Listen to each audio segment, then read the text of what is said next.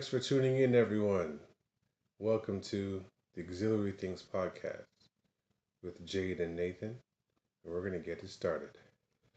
So today I just want to spend a little bit of time talking about media coverage of the Raptors, mostly south of the border, and Giannis Antetokounmpo.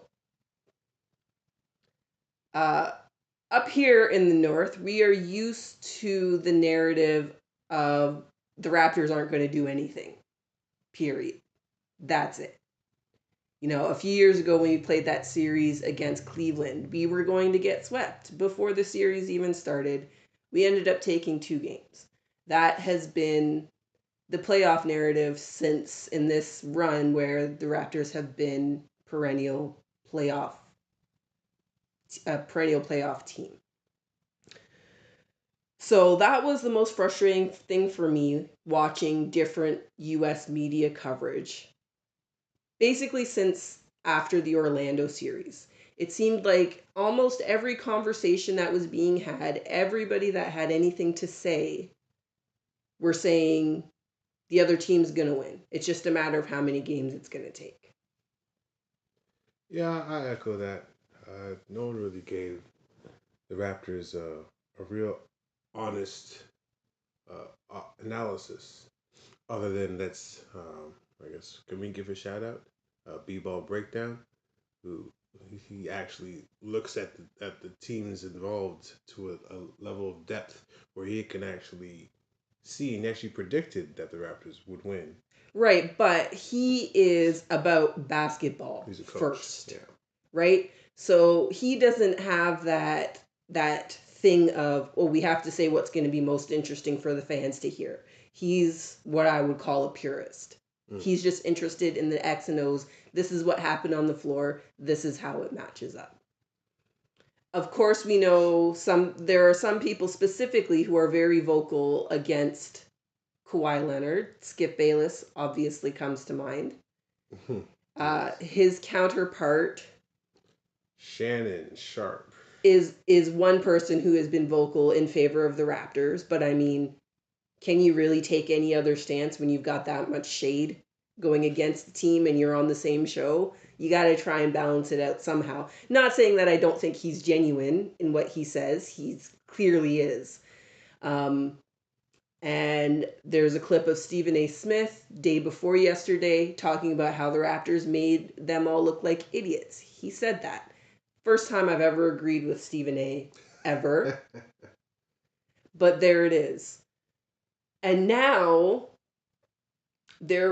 Skip Bayless, especially yesterday, went in hard on Giannis Antetokounmpo on Undisputed. And the way I see it is that because the media refused to give the Raptors a fair shake in the Philadelphia series, and then they won, and now in the Bucks series, and they won. Giannis Antetokounmpo is the sacrifice to their professionalism. No, it's not that we were wrong. It's that Giannis didn't show up. It's that Giannis isn't as good as everyone thought. But wait a second, you were the ones that were saying he was going to lead the Bucks past the Raptors. So if it's your job to talk about basketball, shouldn't you have been able to predict that a little bit? Yeah, very interesting point there. Yeah, Giannis, as good as he is still a young player. Still has big holes to his game. In terms of operating in the half court. What happens when the game slows down? Does he have a jump hook or something he can go to? Does he have any post moves? Does he have any type of mid range footwork? Anything? No, he's just taller than everyone else and stronger than most of the people that's guarding him. He's obviously an incredible athlete. There's no question about that. But to me, the narrative that Giannis choked, Giannis is terrible. He's not. He didn't show up. He's not good. Is not fair to him. And I hope that he is the kind of person that isn't going to listen to a lot of this, is going to let it roll off his back, because I have no doubt in the next season and the following season that he will be a force in the Eastern Conference. But again, how are you people whose job it is, literally, your job is to talk about basketball? And get ratings. Well, and that's the thing, and I'll come back to that. But if it's your job to talk about basketball, if you know about basketball, it's not my job to talk about basketball. No one's paying me. But I know that LeBron didn't make it to the finals in his team's first deep playoff run.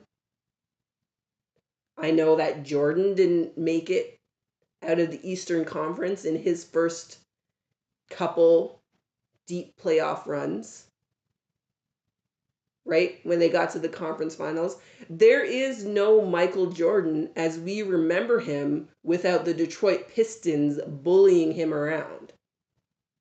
He got tired of it after 2 times. He went and he bulked up, he improved his game, and that next year, Chicago went to the finals. It doesn't happen the first time. This is not new information. Nope. So why is it so easy, just because it's the Raptors, to say, oh, right, the other team's going to win? The other team's going to win. It's, to any balanced observer, it's crazy talk to look at the Raptors' resume throughout the season, the adversity, the all the different lineups they played because of key guys being hurt or on load management, and they still were right up near the top of the conference. Not only the top of the conference, second best record in the NBA. East Conference and West Conference. Only the Bucks won more games. Did they have to use 28 different starting lineups? No, they didn't. And if this had been any other team that was dealing with that level of adversity, that level of lineup changes, that would have been the narrative all season long. Look at what this team is doing in spite of this, and this. Right? Can we take a minute to remember that OG Anunoby has not played since the end of the regular season? He is a key rotation guy for the Raptors. And he is a big part of their defense when he's playing. He's been out. Yeah, and he's also like it's actually a really good thing that Siakam has stepped up because Anunoby was actually his relief. Yep. So he's Pascal's actually been exceptional, but he's getting tired. If you notice, he's wearing down as the Yep. playoffs go on because he's playing all these Well, minutes. you expect that, right? Right. But they've been able to absorb every hole they've had in their roster all season long. If this had been the Warriors that had to go through that, if that had been the Bucks with the record that the Raptors had with that level of adversity, it's all we would have heard about from about the time they had to use 10 starting lineups and then had to go on to use another 18 more starting lineups this season. So it's frustrating as a Raptors fan. It makes me realize that, from things have not changed. The narrative has not changed since the Raptors' first conference finals appearance, where there was that poll where it said who's going to win the finals. Yes. Right? We Raptors fans, we remember this. You have a 4 option list. You list 3 teams and then say other. Total disrespect. And do you remember where that was from? That poll came from? I cannot say that I do.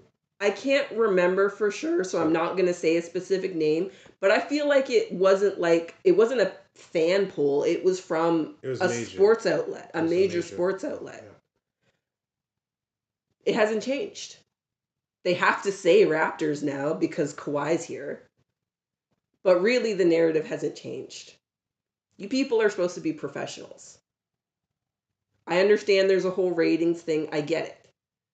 Okay? But do not throw a young player under your ratings bus because you made the decision that ratings were more important than your journalistic integrity.